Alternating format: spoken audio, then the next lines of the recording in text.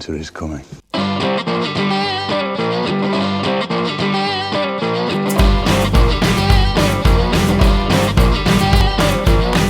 Hey guys, hello gorgeous.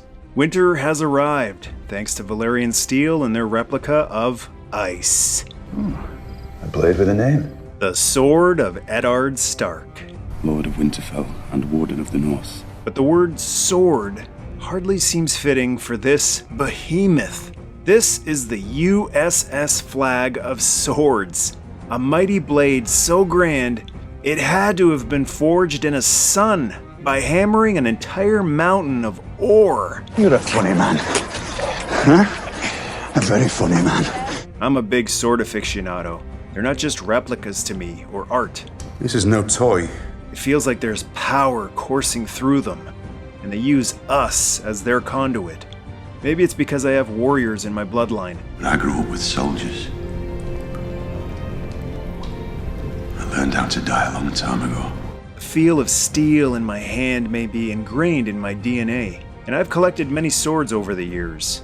Ice is more than a sword. It's a force.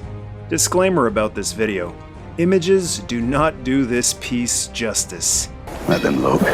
That can be said for almost anything you see in a picture or in a video. But ice is all about presence.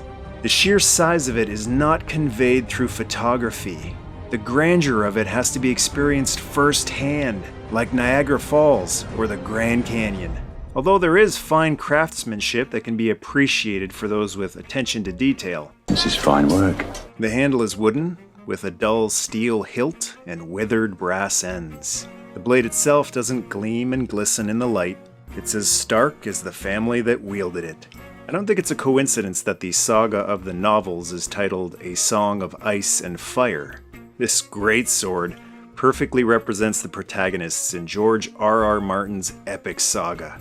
Nothing fancy, just raw power.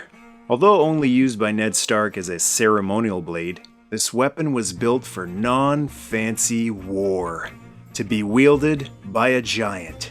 As a mark of Valyrian Steel authenticity, it has a stamp like their other blades. Unlike Longclaw, and especially Oathkeeper, this is not a blade that can be showcased on a spinning table, because it wasn't meant for show. It was meant to be hoisted up and gawked at with astonishment. At 6 feet 2 inches tall, many things in this world seem small to me, including a lot of prop replicas from TV and movies. I'm amazed at how small some of these actors actually are when I hold an exact 1-to-1 replica of a weapon or prop they used, and see how it looks almost like a kid-sized version in my own hand.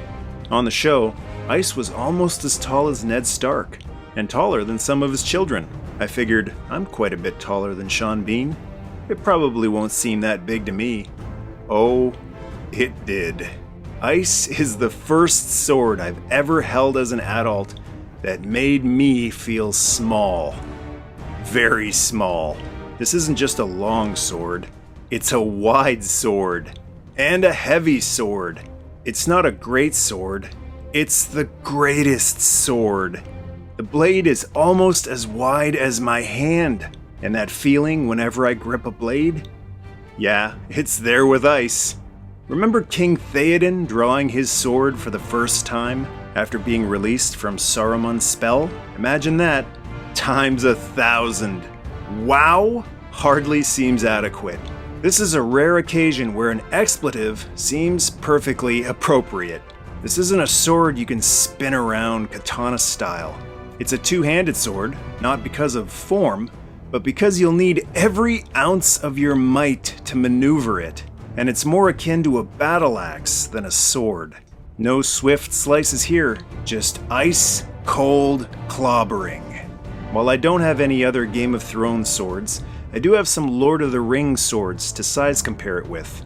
Ice makes Gandalf's sword, Glamdring the Foe Hammer, look more like a fly hammer.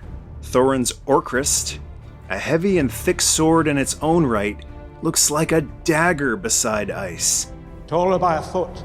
Harrogrim, the sword of Theoden King, comes the closest at capturing the blunt, forceful feel of Ice.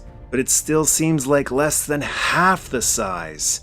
And Anduril, the reforged Narsil, the sword of Elendil, the 7-foot-tall king. Almost as long, but much thinner and lighter. It feels like a fencing sword compared to ice. This is not a sword that can be shown. It can only be experienced. And if you have the opportunity to see a full-scale replica of it in person, to hold it in your hands, because you'll probably need two if you're under 6 feet tall, and you might even need some help. Take that opportunity, because it's like gazing upon an oncoming tornado, hurricane, or blizzard. Some things are so gargantuan, you can only gaze upon them in silent wonder, respect, and a wee bit bewilderment. Winter is coming whenever ice is drawn from its sheath.